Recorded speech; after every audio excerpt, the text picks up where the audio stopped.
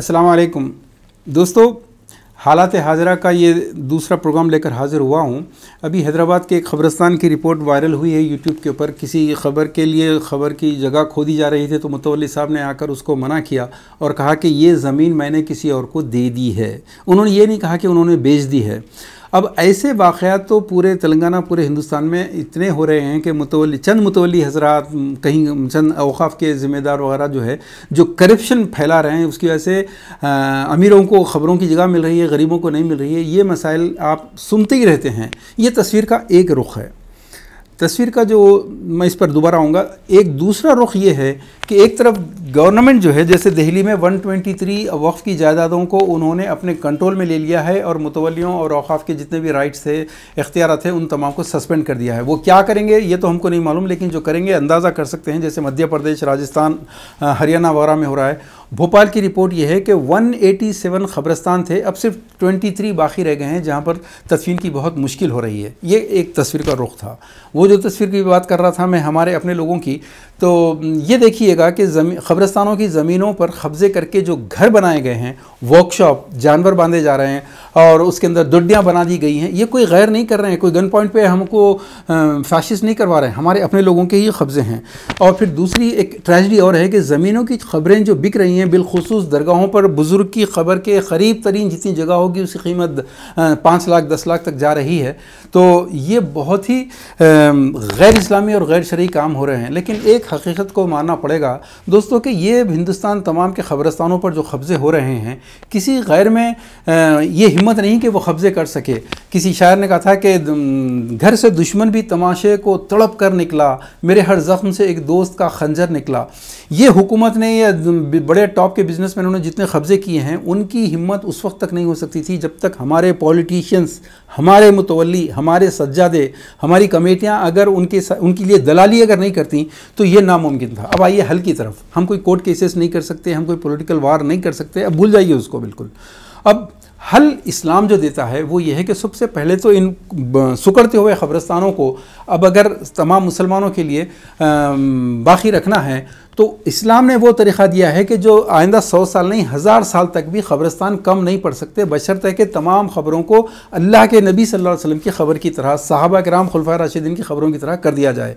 ख़बरें इस्लाम में ख़बर पक्की बनाने की बिल्कुल इजाज़त नहीं है। ख़बर पूरी मट्टी की हो, अंदर कोई सिल भी ना हो, क्योंकि हज़रत जाबिर रज़ियल्लाहु अन्हु की एक हदीस मिलती है हमको, हज़रत अली रज़ियल्लाहु तआला अन्हु की हदीस मिलती है कि कोई ख़बरों को ऊँचा ना करे।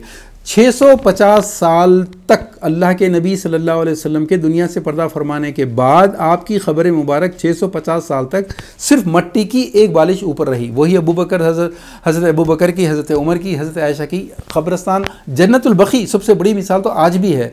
किसी की ख़बर पक्की नहीं बनाई जाती और उलमा ने इसी की बुनियाद पर कहा कि ख़बर और आसमान के बीच में कोई चीज़ हायल ना हो। और दूसरे ये कि ख़बर कि कोई उम्र फिक्स नहीं है, 5 साल या 10 साल। अगर कब्र खोदने के बाद वहाँ पर हड्डियाँ बोसीदा हो गई हों तो हड्डियों को बाजू करके एक मिट्टी की लाइन बना के नई मैयत को वहाँ पर तदफीन किया जा सकता है।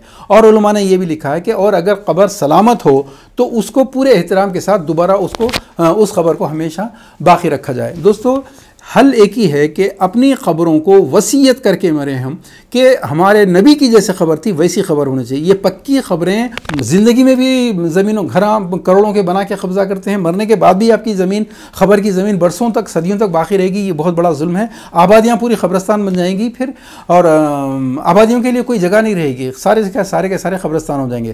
कच्ची ख़बर के ताल्लुक़ से 2-3 हदीसें सख्त हैं दोस्तों।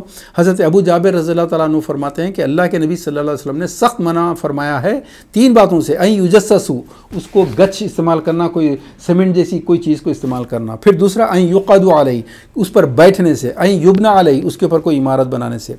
हज़रत अली से मरवी हदीस में तो आप सल्लल्लाहु अलैहि वसल्लम, हज़रत अली रज़ियल्लाहु तआला अन्हु ने अबुल हय्याज असदी नामी एक आदमी को बुलाया और कहा कि मैं तुम्हें वो काम दे रहा हूँ जो अल्लाह के नबी सल्लल्लाहु अलैहि वसल्लम ने मुझे दिया था, कि जितनी ऊंची खबरें हैं उन सबको बराबर कर दो। यानी कि एक बालिश का रोल है, एक तमाम को एक बालिश कर दो, और बुत और तस्वीरें जितनी हैं पूरे मिटा दो। यानी कि उस ज़माने में क्रिश्चियन जेसस की तस्वीरें लगाते थे, बुत مشرکین بت لگاتے تھے، یہ پورے ان کو ختم کر دو۔ اور یہ بھی حدیث ہے اور مسند احمد کی حدیث ہے کہ اللہ کے نبی صلی اللہ علیہ وسلم نے فرمایا جس نے پکی خبر بنائی وہ جان لے کہ اس نے محمد کی شریعت سے اختلاف کیا ہے۔ میرے دوستو بہت سارے لٹریچر آپ کے یہاں موجود ہے۔